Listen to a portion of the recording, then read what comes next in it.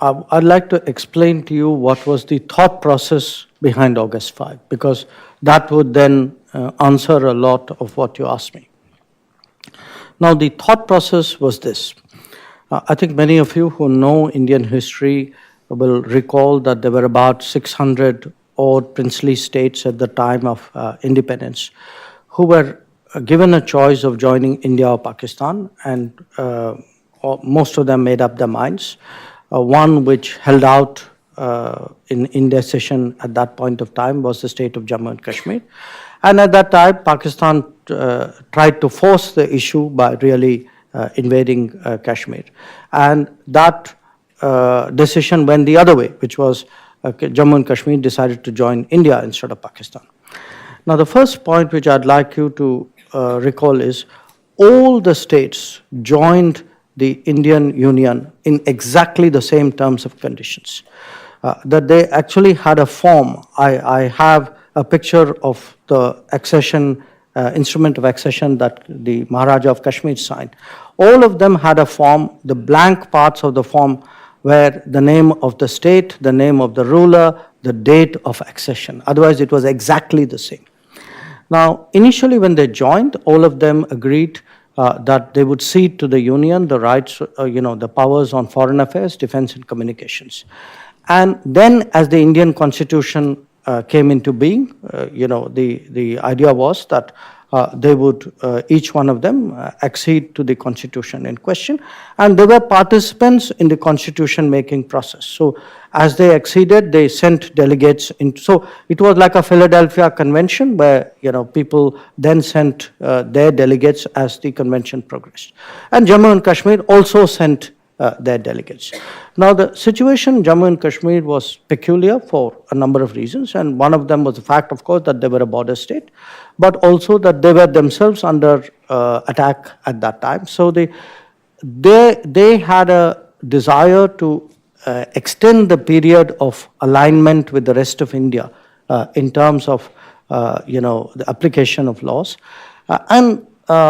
The Constituent Assembly recognized that they were a very special case at that point of time. But there was then a big debate. So which parts of the Constitution do you accept, and at what length of time would that take place? So this was not a simple decision. There was a lot of negotiation on it. There's a lot of correspondence on it. And all of this is actually archival material today. Now, to cut a long story short, what happened at that time was that to accommodate them, the only temporary article of the Constitution was drafted. Okay, I underline this, the only temporary article. This was what today we call Article 370. At that point, it was numbered Article 306A. Now, immediately after that article the Constitution was adopted, you had a series of presidential proclamations under that article, which started aligning the state. Okay. In the last 70 years, you had 54 of these presidential proclamations. But here's what went wrong. The presidential proclamations were very rapid in the initial years, but as there was a climate of intimidation and separatism in Kashmir, they started to dry up. They started to dry up because the state politics was now, people found that there was an arbitraging possibility using the separate, the 370 article, because 370 essentially mandated, one of the consequences of 370 was you had local ownership of property. You had, which was a provision of, another provision of the Constitution called 35A. And there were restrictions in many ways of what would be normal economic activity in the state. Over a period of time, you had really three consequences. Number one, you didn't have the economic activity and economic energy in Kashmir, in Jammu and Kashmir, that you had in the rest of India, which meant less jobs, less job opportunities, more sense of alienation, a sense of separatism, and therefore a climate for terrorism from across the border. The second was that the state was, in socio-economic terms, increasingly less aligned with India. So if you look at all the progressive legislation of India, they did not apply to Kashmir, because whenever you drafted a law in India, pretty much, clause 2 or clause 3 of that law would say, but this law is not applicable to the state of Jammu and Kashmir. So what you had was, you didn't have right to work, you didn't have right to education, you didn't have right to information, you did not have affirmative action, you did not have the law against domestic violence, you didn't have law on representation of women in local bodies, you didn't have equal property laws between men and women, you didn't have juvenile protection law. So I can cite to you at least about 100 important laws which did not apply to Jammu and Kashmir. Now, one was a political consequence, the economic consequence, the second was a social consequence. But 1 and 2 really led to 3, and that was a political consequence. Because what all of this it did was, it allowed really a sort of a narrow elite to arbitrage this 370, to monopolize political power, to create a sort of a closed loop politics. And they had a vested interest in keeping alive separatist sentiment. And you had actually a situation where separatist political parties were openly allied with terrorist groups operating out of Pakistan. Now, here's the choice which the government faced. When we came back to power this May and did a Kashmir review, there were 2 choices. One was, you had a set of policies which were on the books for 70 years, but for the last 40 years, they were visibly not working. And by the way, when I say visibly not working, that meant in the last 30 years, 42,000 people got killed. The fact that the level of intimidation had reached a height where you had senior police officers lynched on the streets of Srinagar, you had journalists who wrote against separatism who were assassinated, you had military personnel returning home for Eid who were kidnapped and killed. So, pre-August 5, please remember this, pre-August 5, Kashmir was in a mess.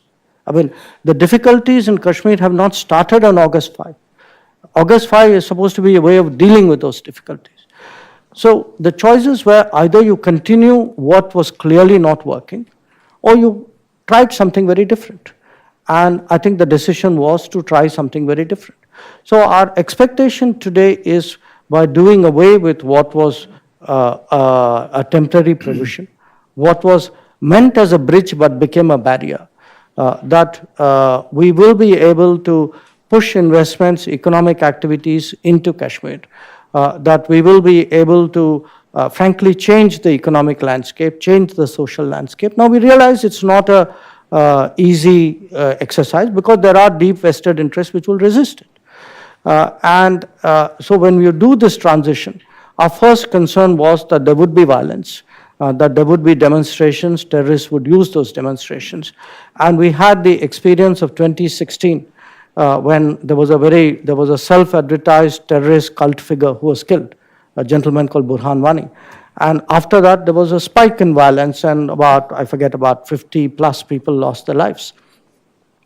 So the intention was manage this transition situation without loss of life. What the restrictions which came about gathering of people, about communication, these were intended to prevent that. Now, as the situation stabilizes, I think a lot of those restrictions would be rolled back.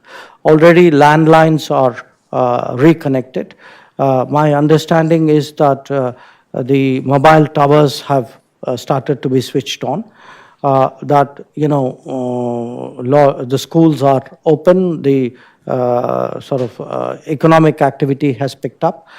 A particular effort is being made to keep the supplies at normal in the state, so there's no shortage of food or medicine or supplies. This is harvest season for apples, so again a particular effort is being made to procure apples so that the farmers don't feel that they've been victimized by these changes. But having said that, for us, the primary concern would be to prevent loss of life. And if I were to put the temporary suspension of internet on one side of the scale and permanent loss of life on the other, I know which side I would go.